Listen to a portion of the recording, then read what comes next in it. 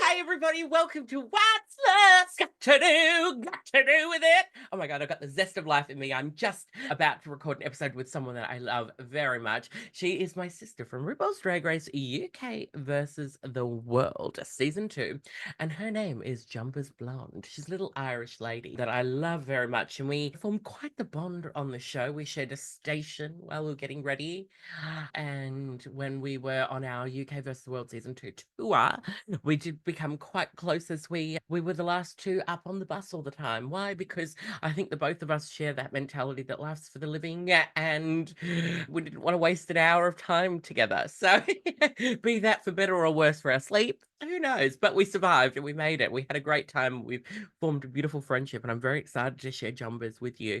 And Jonbers will be coming up very soon, but I just wanted to say hello and welcome. Thank you for joining us on the podcast again. It is a dream to be here with you, and I thank you all for listening. I hope you're having a fabulous week with whatever you're doing, and it's only going to get better because right after this we're going to have a lovely chat with Jonbers where she really dives in deep about a lot of things, and she's such a wise little woman with some great advice that I think you're going to take away from this episode. Without further ado, I'm going to welcome you to Jonbers Blonde right after this.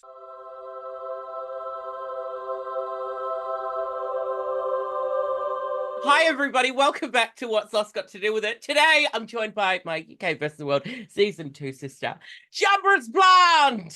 I feel so excited being inside. Good, babes. I'm good. I fucking miss you. I know, I miss you too. I feel like I haven't seen, because we didn't really get to see each other at the drag con this year. So no, it was like 2 minutes. Yeah, so I feel like I probably haven't seen you in so long. I miss this little face, little hand, little hand, my little jumbies. I miss you, but yeah, we only had a 2-minute crossover at DragCon. It felt like this one just felt. I think everyone felt like they were in like business mode. Do you know what I mean? Oh yeah. This time, and because I was like doing the Snatch Game booth, I was working with a production company, so I had to really like focus. You know what I mean? Yeah. Sometimes it's good to do. I really enjoyed this drag con. I thought it was really good, just to like sort of. I just wish I was staying. Were you staying at the hotel? Yeah, like with all the girls? Even though I don't really live that far, but it's just easier because the first morning getting up at 4 a.m., I'm just like, I'm not traveling from my house. Also, because my parents came to DragCon this year. Oh, Which is cute! so cute, and they like pitched up and sat beside my booth. But they stayed at my flat, and Where are your parents based? they're in Northern Ireland still. They're back in County Down. County Down, which actually I've been going back. I've been going back a lot more. Normally I would go back like twice or two or three times a year, just like Christmas, birthdays, whatever. But the past while, I'm just like, I just really enjoy going back to Northern Ireland now. Like I just feel, I don't know whether it's a getting older thing or like obviously my parents are getting older, but I don't know. I enjoy my time there. I feel like it's a sort of space to go and breathe. Yeah, like have you been craving like family time? Yeah, I really have.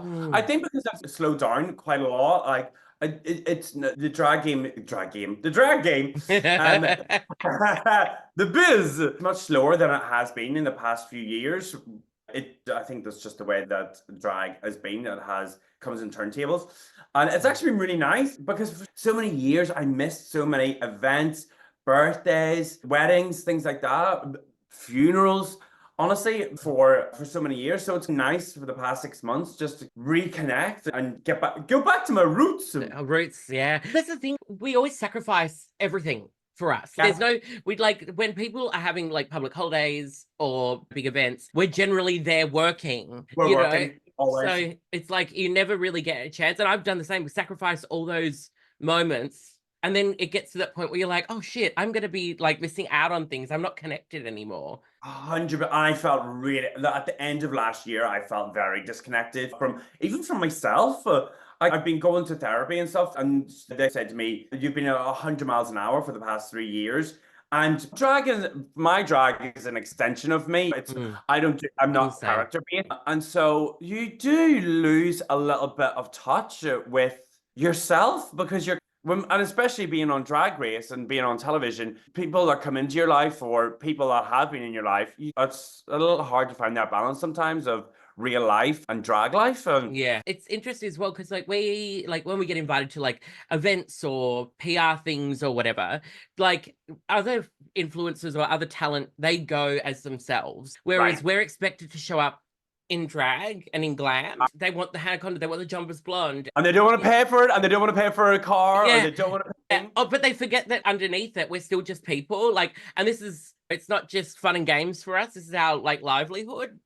Yeah, exactly, exactly. So I actually have been starting to go to a lot of things out of drag just because I'm Yeah. like, I'm the same person, you know what I mean? And at the end of the day, even on Drag Race, we're actually out of drag More than we are in drag. more than we are in drag. Yeah.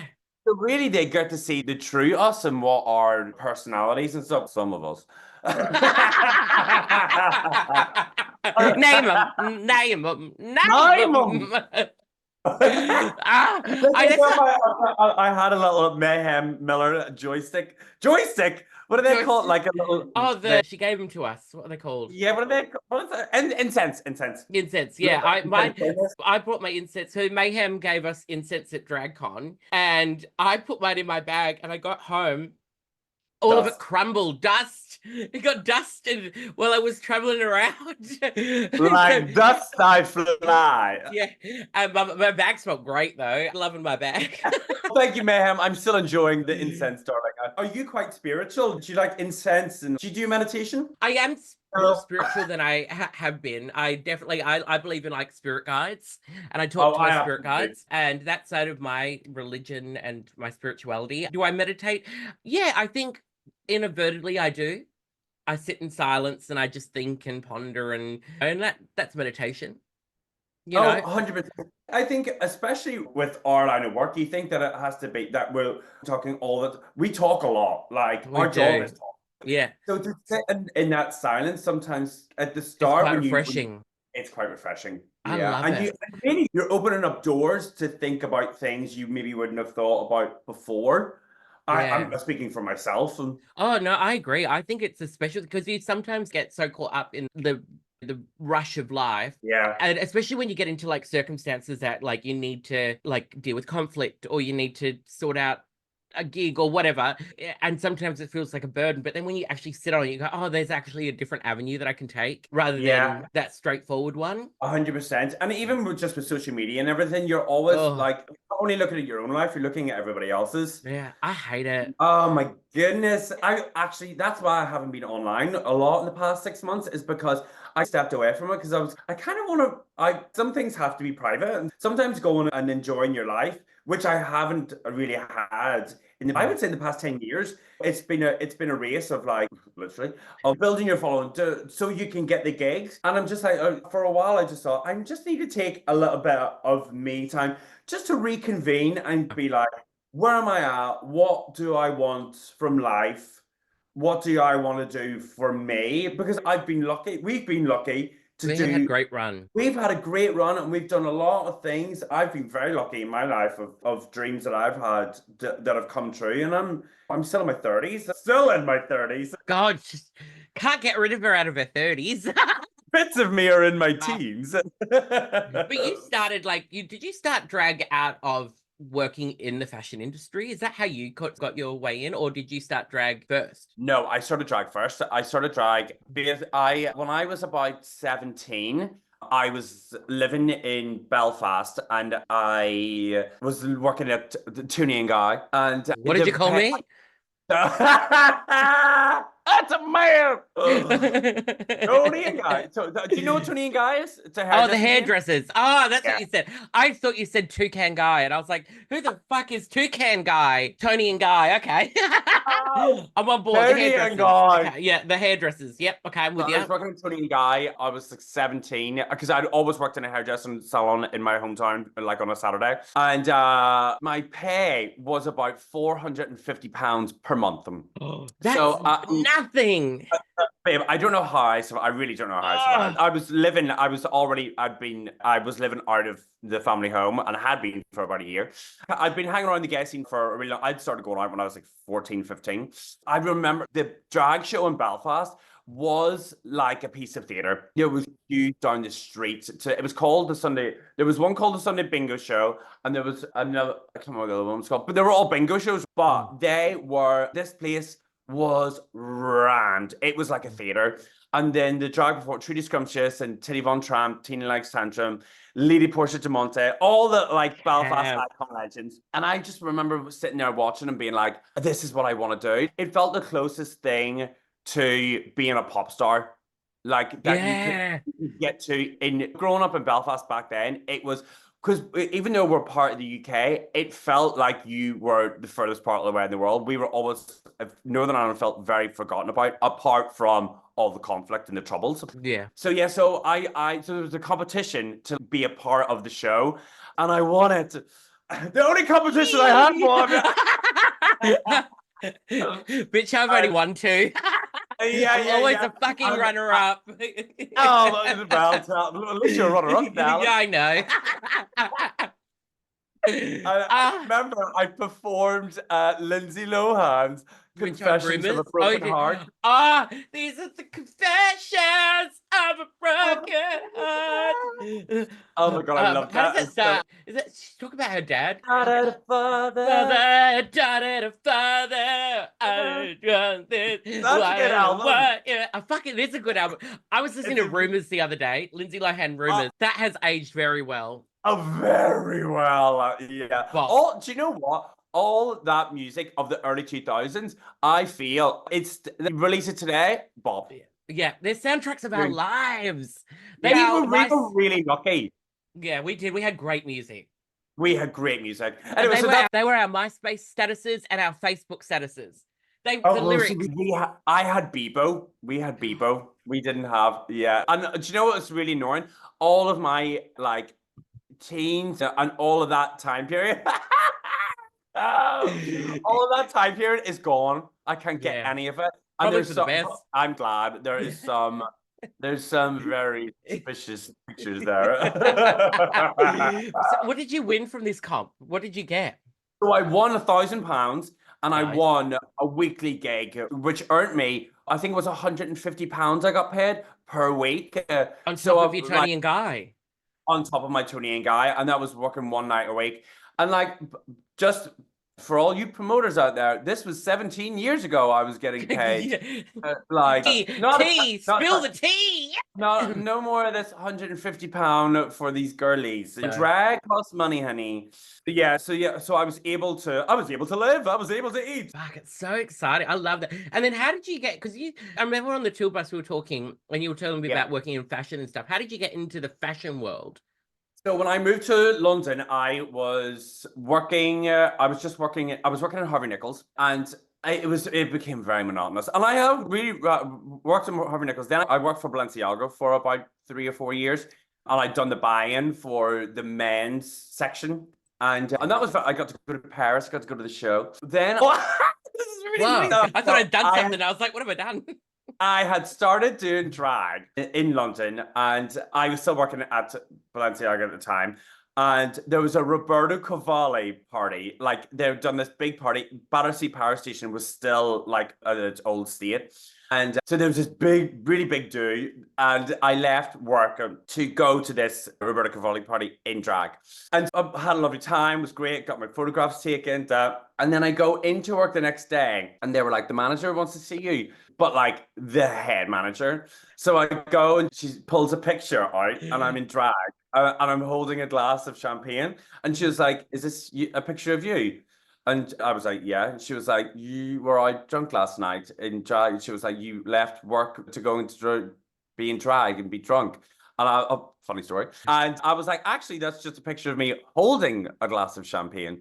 And she was like, it's in your contract that you're not allowed to work for another brand. And I was like, I wasn't working, I was just attending. So they knew I'd been doing drag, and so they like navigated it for me to be fired. And so I basically got a payout from Balenciaga, and then I left and I was doing drag more. That what kickstarted me doing more drag. I was getting invited to the fashion parties and whatnot. And then that's when I started, because I'd left Balenciaga, I went and got an internship at Vogue. And so I became the closet boy for Vogue International. And then I was working on all those shoots, and I was working in the Vogue office. And it was very lovely being a drag queen and sitting in a Walking in room all those clothes. of couture. And especially because I was working at Vogue International, a lot of their shoots were couture shoots. So these clothes were coming in, and I was just You just like but to be around that, and because I was always obsessed with fashion since I was really young, and around that time, like in East London, like everybody was always out. There was a place called the George and Dragon, and we were out in the joiners, and all the Is that designers. like East London? This is East London. East London, And there was one night, my friends and I, we were DJing in the George and Dragon, and I just remember, and he also had his own fashion label, Jackie Potato in drag. Yeah. And we were doing this night, and I just remember looking around, and it was every major fashion designer and like model in London. In the pub, it was a little pub, but I just remember looking around and being like, wow, like you attracted that. 7 years ago, I was sitting in fashion tech or college or whatever, and reading about these people, and I'm literally, they're all dancing to the music I'm playing right now. That is insane. So was that like that would have blown my tits off. It blew my yeah, it blew my tits off. It would have. That is like, because I think, are you a good manifester? Do you think you're a good manifester? Yes. Oh, 100%. 100. Like the whole Spice Girls thing of being involved with Melanie. Oh my God, yes. I manifested that. There's no way that obviously she is an incredible human being, invited us to be on tour with her. But if you put things out into the universe and you really like have good intention, it's all about energy. Like I really am. Yeah. People feel that it's all like numbers and social medias and all that. But really, I do believe that I've seen my Drag Race. Like I genuinely always manifested, and I just visualized it and that's what I had a couple of conversations with Ru about manifesting, and she was like, "It's manifesting is true. Like it is a reality." Yeah, because I think like it's so clear, like how you had these ideas of what you wanted in your life, and all of a sudden that moment where you're looking around the room and there's all these people that you have looked up at or seen or wanted to be around, there they are. Like, yeah, it blows my mind. It's the power of the mind, and if you just believe it and really visualize it, you really can make anything happen. It really is your self-belief. Yeah. Are you going through the era of just does what feels, wants to have fun, want to enjoy life again? Love. Yeah, 100%. It's not to say that I'm working on things that I want to work on. Let's put it like that. Yeah, I can see, because the energy that you have right now is not that your energy was ever off with you. You're always you, but I can see this light in you and this glowing, like that. I can tell. I think therapy has definitely happened. Therapy has it's happened. It's happened. Therapy has 100% helped. I think just slowing down and taking time, and honestly, the power of no. And I genuinely just respect myself a lot more. And I've been offered gigs where I'm just like, that's not a respectful offer. I'm going to say no. I'm respectfully saying no. Saying no. Yeah, not for me. I'm sorry. We all grow as people. We all have our fee. We should be able to say no if something doesn't feel right, or like we should be able to say no. Oh my God, that's life. Some things aren't right for everyone. Yeah. I've been doing the same, but I can just see that light because of glowing from you, and it's really nice to see it. I'm just really happy that you're on this little magical journey, and it's so nice to see like the power of manifesting, because I don't think we talk about it much. And I think I inadvertently manifest. My parents have claimed that my manifesting skills came from when I was in my mum's womb. Really? Yeah, because they were doing this thing called, it was like the silver method of manifestation, and they were learning it when I was in when my mum was pregnant with me, and ever since I was a kid, I can make things that I want happen. It's wild. Yeah, it's fascinating. Yeah. Are your parents quite spiritual as well? Yeah, they're very new age. They're very open to, they're very journaly, like very much proponents of therapy. Like it's all I've ever done in my whole life. When they separated for a few years, like the whole family went into therapy. We did Reiki together. We went to do hands-on healing as a family. We learned how to do that. so I can heal you, Jonbers. Now, Lizzo, heal me. Lay back. I'll do the laying on of Feast your eyes. hands. The power. But do you go to, have you been to mediums or palm readers or anything before? Oh, yeah. Do you? Tons. Yeah. Yeah, always. I went to one recently in December, and it was the first time that I'd been to them a couple of times, and they have a few people in this place, and this lady she took my hands, and it was the first time that I'd been to them, and a person had taken my hands to look at them, and she looked at them and she was like, "Have you ever been told that you're a white witch?" And I was like, "What?" She was like, "Look, you have all the markings for a white witch." She was like, "Your intuition, your manifestation." She was like, "Do you believe whenever you manifest things?" She was like, "Whether it's good or bad." She was like, "If you think about something and have bad thoughts towards it, well, the outcome be bad." And I was like, "Yeah." She was like, "That's because," she was like, "you have the power." She's like, "The same way as you have manifested things in your life that have been great." She was like, "From you were a kid." She was like, "You make everything happen." She was like, "But the same way as your intention of doing something that you think will turn out bad," she's like, "That's because of you." She's like, "It's not universe, it's you." Did she? And it was the first time somebody said that to me. And I was like, wow, I got into this point of being like, the universe is giving me space. The universe is, but it's actually, she was like, "It's not the universe." She was like, "It's you." She was like, "You're the one with the power. You're the one with the power."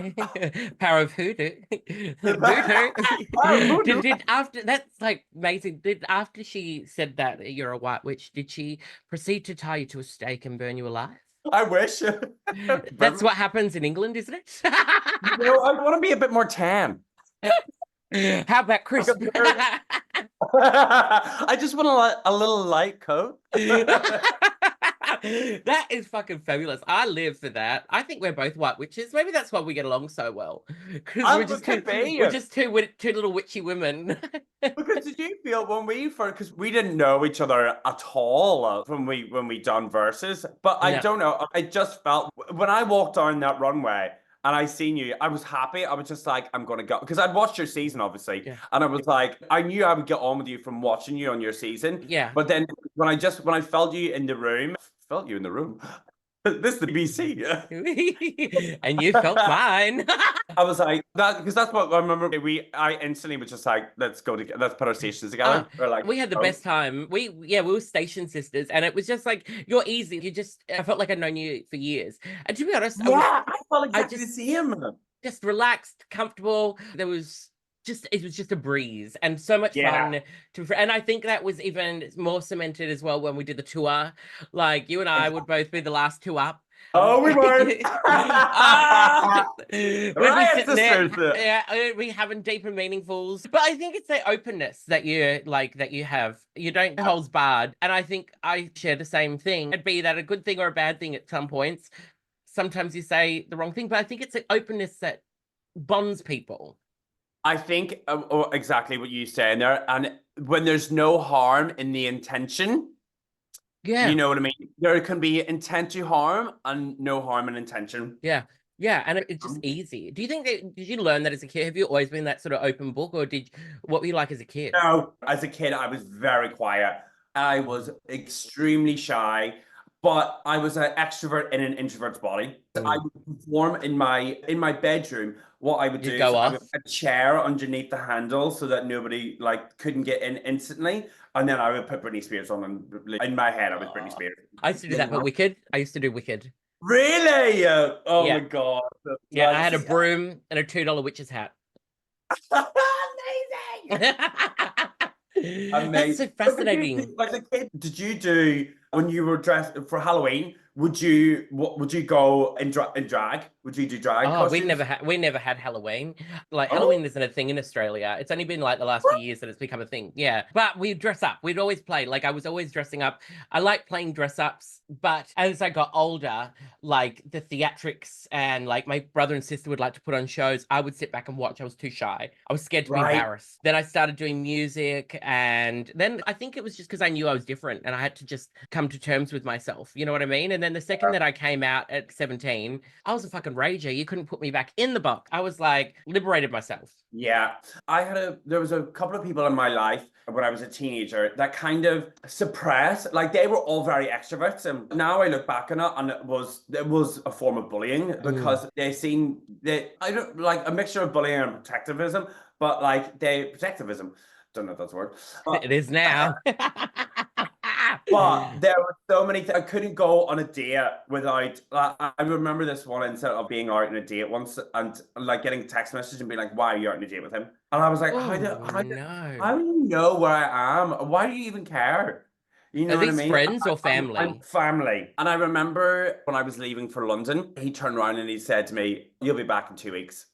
And I was like, I won't. And then every time I would come back and say, I've done this, I've done this, I've done this, I've done. I remember the first time that I got shot for Another Man by Nick Knight and styled by, oh my God, I've forgotten his name. It's going to kill me. Don't worry, we'll beep it out. Anyway, I'm going to say that story again. Repeat. I got shot by Nick Knight for Another Man magazine. I was like, I'm being shot. He was like, you look incredible. Like all these amazing people were telling me like, you look like this person, you look like that. Oh my God, you really can model. Oh my God. And I remember going back and telling all my friends. Like, why did you lie? And they were like, just like, who's that? Who's Nick Knight? No, I go, what? No, I just said, did you go back to Nick Knight and look at these old photos and go, why did you lie to me?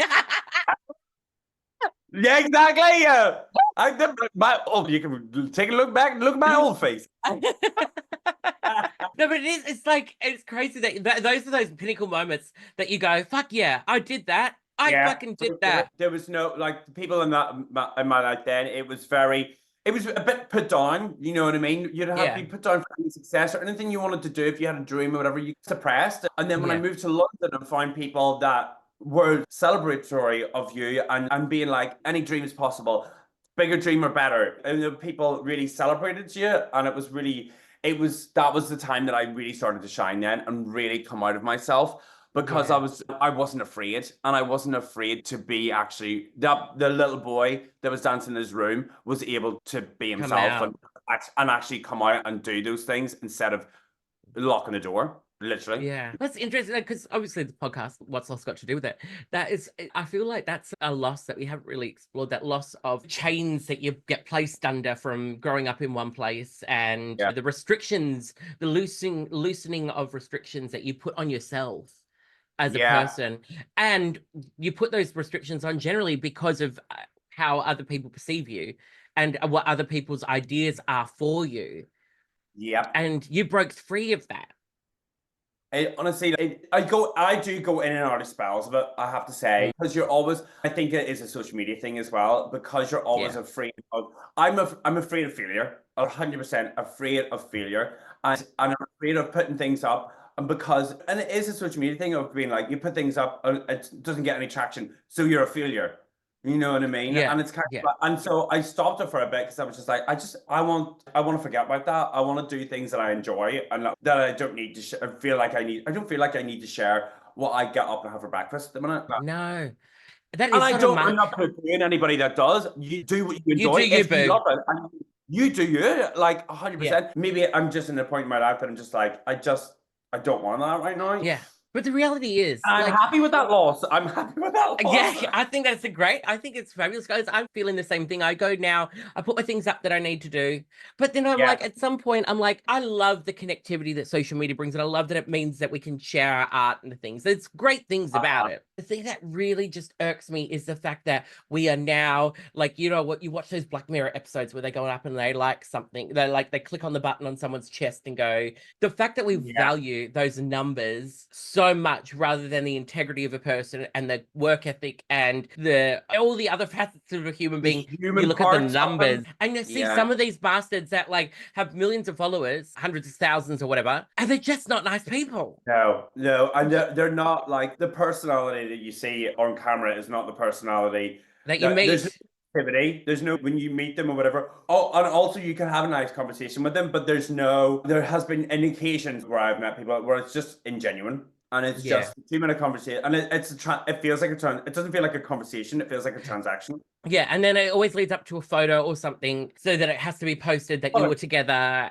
The And literal transaction of being like, what am I getting out of the end of this, and who's getting out of it? Because if they're bigger than you and they don't want to take the photograph, the transaction is for me to yeah. for me to grow my following, whatever. And it's just Oh, I hate it. that's a The bit much. commodification, yeah, it's a commodification, and the I don't know, it just makes you feel less of a person. I don't know. That's why Yeah. I don't know.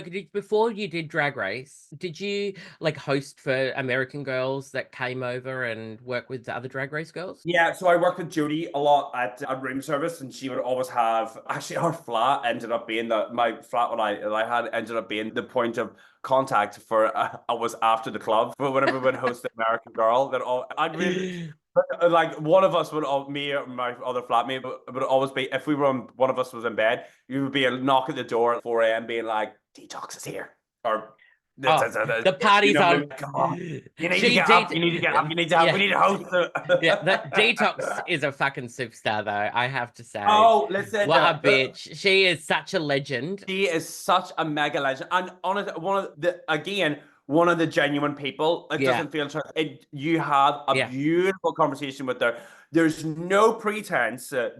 She's just a wonderful human being. Yeah, I've got all the time in the world for Detox, I tell Me you. too. But I just, when you mentioned that, I had to say it. I just No, love we her. have to. We have I yeah, love her. I love. love her. But when I'd meet those girls, like there was always like, because I used to host them a lot when they came, there was always this, Yeah. I felt like there was this expectation of me that I had to get a photo with them to like Yeah. post. Right. And I would always feel so uncomfortable asking for a photo. And I still do. I still do. Me too. With anybody, there is a few people that I know, and I like them as genuine people. And some of them are very big pop stars, Yeah. and I don't care about getting a photograph of them because I would rather have A friendship. I want to be able to walk up and have a conversation with them, and them not be afraid of me asking for a photograph or me. I want them to know that I'm just like, I respect you as an artist, and I also would rather have your time to have a conversation to see how you are and like what's going on, rather than Yeah. get a picture for everyone to like and comment under and be like, wow, it's amazing this Oh, look person. who I was hanging out with. Oh, no, Yeah. no. I can't do it. I'm so glad you feel the same because I struggle every single time. I just, the idea of me asking for a photo from someone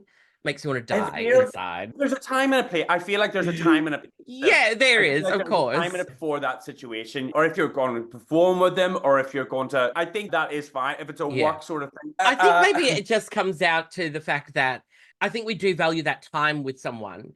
And I don't need to commemorate a time spent with someone with a photo to say that I did that. Do you know what I mean? I feel like I feel fulfilled by having sat down, we got a beverage, we chatted, we had a gay time. And that for yeah. me is more than a photo could ever be. Because it's a memory as well, isn't it? Like you're always going to Yeah. have that memory and that time. And I agree. You end up with a human connection and a lifetime memory, as opposed to just having a photograph that is just a walk up. Hi, can I have a photograph? Run away. Yeah, that gets lost in the algorithm. And that may Yeah. not perform, that we might get 2 likes on. Perform for me. Perform for me. I can just see you just radiating. You're glowing. Yeah, It could be a beautiful light honestly, too. I think it's because I don't feel burnt. I think at the end of last year, I felt burnt out Yeah. emotionally, physically. Like I've really been taking the time. And also there was a time, I don't know if whether you say, I've been using the gym quite a lot and I've been looking after myself. And I finally felt confident enough to put a little picture up. Did I get torn down? Your AI. About 1 million. There's a full Reddit. Well, take that as there's a full Reddit thread on you. No, and I was just you need to take that as a compliment. Like your body's looking that good that they think you're AI. But the people being like, oh no, she actually should be doing this. Like her body's not that good. She should be doing this, and I'm just like, give me a break. Give me a break. Fuck Like, off. Why I'm happy with myself. Why can't you just be happy for the fact that I'm happy? You know what, Jonbers? At the end of the day, there's at least 10 people out there fapping to that little photo that you put out there. So just keep that in mind, okay? Yes. They read it, but the people fapping are fapping. So yeah, fap away, bitch. And they were like, "Oh, I want to find her four-leaf clover."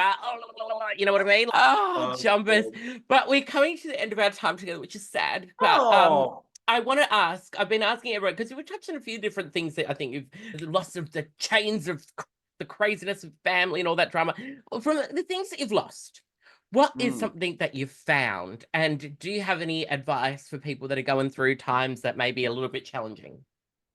I think I finally found the reason not to give a shit about what other people think and genuinely do what I want to do. And I know that, again, I can go in and out of it, but as long as I sit and think to myself, that's why I don't really, I'll have meetings and stuff where like random people will tell me, you should be posting more on your Instagram. You should be doing this. I'm like, what about what I want? Like, Yeah. I'm fine and I'm happy enough. Obviously it's my job, but I'll do it in my own time. And it's finding the peace of doing what I want and being like, I always feel like I'm definitely a people pleaser at time, and I'll choose things because I'll think people will like that, as opposed to doing things what I want to share or what I want to do. You know what I mean? Even looking back on Drag Race, the outfits, challenges, making choices of doing things that I'm like, I'll do it because I think the audience will like that, as opposed to doing what I want. And that is nobody's fault but my own. You know what I mean? And I think I'm finally at a place where I'm just like, this is an analogy I wrote down the other day. I feel like when I wake up in the morning and I look to my right and I look to my left, and there's a sign to be like, is this going to be a good day or is it going to be a bad day? And for a really long time, I would always choose the left. You know what I mean? I'm like looking at these passive because do I want to make other people happy and make myself happy? And I finally think I'm like going down the path of I'm going to do what I want to do. And whether that connects, it might connect to 100 people. It might connect to one person in a room of 100. All right, Gaga. She's You know come what out I mean? about, yeah. No, I do. And I think that's where it comes from. I'm like, where I've been like, no, I'm not going to do that gig, or I'm not going to do that, or instead of taking money for something, I'd rather sit at home and do something that I paint. I'm really enjoying painting. But knowing that you valued yourself. Oh, you're painting. Yeah, but knowing that I value myself. Exactly. Yeah, exactly. Oh, Jonbers, that's beautiful. I love that. I think that's really important for people to take away, because I think people forget, because we're in a people-pleasing world these days. Everything's to feed the beast. Yeah. Feed the beast, feed the beast. Jonbers Blonde, you are one of the I love most. you very much. I miss you. I You coming love it with you. anytime soon? Hopefully, I'm planning something special. Yeah, I can't say too much. It's in early stages, but it's not just with me. Hopefully, it's with someone that I'm very closely related to. So I can't say any more. I can't say any more. But I'm very excited to hopefully bring someone that I am related to the UK. I don't know why I'm spilling too much tea. I can't. It's all early days. But yeah, I'm going to try and get there. But I do love and I miss you. And I'm just thankful that you've been here and shared your story and your wisdom. But I'm also so glad to see you just glowing. You look just so happy and gorgeous. You too. I love you very much. Thank you so much for having me. And it's been really nice just to have a chat. It feels like one of our bus chats. Yeah, it does. But Jonbers Blonde, where can the people find you? Where do you want me to direct the listeners? You can find me on my Instagram, which I barely use right now. Yeah. I've had an awakening of the spirit of things that I'm doing, things that I'm working on. And you can find me at Jonbers Blonde.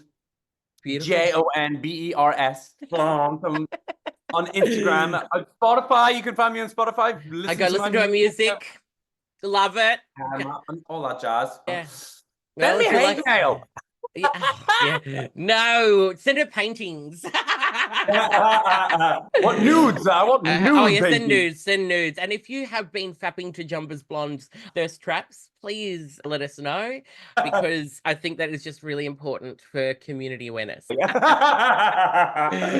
Jonby, I love you, and thank you for joining us on What's Lost Got to Do with It. I love you, and I'll see you soon. Love you. Bye, my love. All right, we'll be back after this, everyone.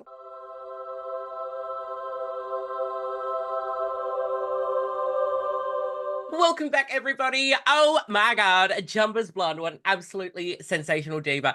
That bitch, she just goes. I thought I was getting interviewed at 1 second. I was like, how did this all happen? She really just, I don't know, she just got this infectious personality that just is warm, inviting, and comforting. And and just so wise. And I think that's the thing that when you watch people on reality TV, sometimes those things don't always cross over. I think you saw elements of that with Jonbers, but I think the Jonbers that I got to know and love very much is still out there for the taking. So any reality TV shows or other TV shows that want to get on board with our beautiful Jonbers Blonde, go pick her up because she is a sensational talent. And I love her journey through drag and her history and how she got into fashion, working with Balenciaga. These stories, bitch, these stories. But you know what? That always happens to drag queens. Somehow we always find us in weird places. But thank you, Jumbers. Make sure you go and look up Jumbers. I know she's on a sabbatical sort of from the Instagrams, but go send her some love. I think that is absolutely fabulous. Thank you, Jumbers. I love you. My loves, at the end of the show, I like to wrap up with a nice healing hands message from Little Hands, my beautiful healing hands, as I have a certificate one in Reiki, and I feel that I have the ability to heal people. And I posted our little thing on Instagram, but I posted it too late and no one's replied. After the conversation we had today with Jonbers, I am not commodifying Instagram like that. I understand its benefits as a platform, but I am going to partake my own little bit of wisdom, and that is make sure you value yourself, not by the standards that are placed upon you by social media, but the standards of how you act and how you be as a human being in the world on a day-to-day basis. You can have your ups, you can have your downs, you can have your flaws, you can have mistakes, you can do all of that kind of stuff. That's what makes us human. But fundamentally, I just want you to go out there and just live your life as best as you can in whatever circumstance you can, and just do things the best that you can, and just be a good person, and don't put so much value on it. Don't put so much value on those social worlds. Yes, they do become the town square these days of people, but really what matters is when you're face to face with another human being and how you interact. So go forth, my friends, and conquer and be fabulous, and just do the things that you need to do in your life that makes you happy. Try and avoid throwing judgment at other people, because I'm guilty of that. I'll look at some people and I'm like, why are you doing that? But you know what? Fundamentally, if that's what they need to do in their life, go off, sis. Pop off, mama. I don't know. Hopefully that gives you a bit of advice. I try to dive deep into my font of knowledge. I feel like I always come back to the same thing at the end of every episode when I don't get a healing hands message. It's just to be a good person. But hey, the message needs to be shared out there. I love you all. Thank you for listening again to another episode of What's Not Got to Do With It. You're angels. If you've made it to the end, thank you. I'm going to give you extra love because you made it to the end. Thank you so much. Enjoy yourself. Have a great time with whatever you're doing, and do it safely. But I'll see you again very soon on another episode of What's Love Got to Do with It. Love you guys. Bye.